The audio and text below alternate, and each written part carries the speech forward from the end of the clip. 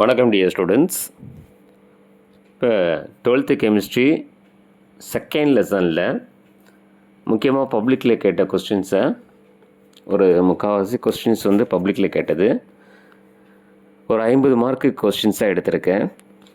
So இன்றைக்கி தேதி பார்த்திங்கன்னா 19/7/2025 சனிக்கிழமை.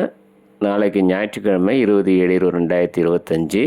அதில் உட்காந்து நீங்கள் கொஞ்சம் படித்து இது ஒரு டெஸ்ட் மாதிரி எழுதுங்க. தேவைப்பட்டால் நீங்கள் எனக்கு கூட அனுப்பலாம். என் நம்பர் 9791952740. ஸோ இந்த வாட்ஸ்அப் நம்பர் அனுப்புனீங்கன்னா நான் உங்களுக்கு இதை கரெக்ஷன் பண்ணி உங்களுக்கு நான் அனுப்புகிறேன்.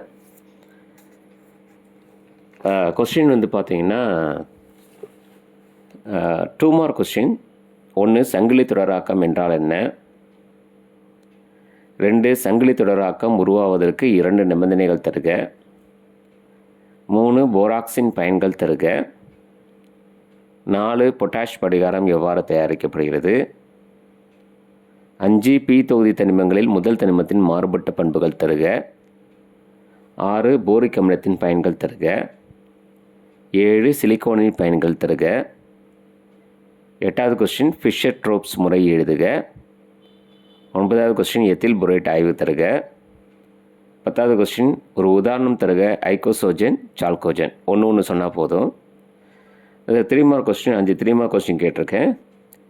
11வது கொஸ்டின் சிலிக்கேட்டுகள் என்றால் என்ன? 12வது கொஸ்டின் போரிக் அமிலத்திலிருந்து போரான் நைட்ரேட் எவ்வாறு உருவாகிறது? 13வது கொஸ்டின் மந்த இணை விளைவு என்றால் என்ன? 14வது கொஸ்டின் ஹைட்ரோபோரோ ஏற்ற வினை தருக. 15வது கொஸ்டின் போரிக் அமிலத்தின் மீது வெப்பத்தின் விளைவு தருக. அடுத்து ஒரு 3 5 மார்க் கொஸ்டின் கேட்டிருக்கேன். என்னென்னு பார்த்தீங்கன்னா டைபோரின் அமைப்பை விவரி.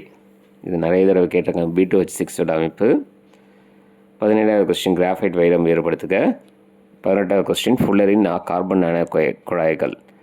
Fullerene carbon nano tubes. Carbon nano குழாய்கள் விளக்குக. சரிங்களா? சரி, இது கிட்டத்தட்ட ஒரு 50 மார்க் கேட்டிருக்கேன்.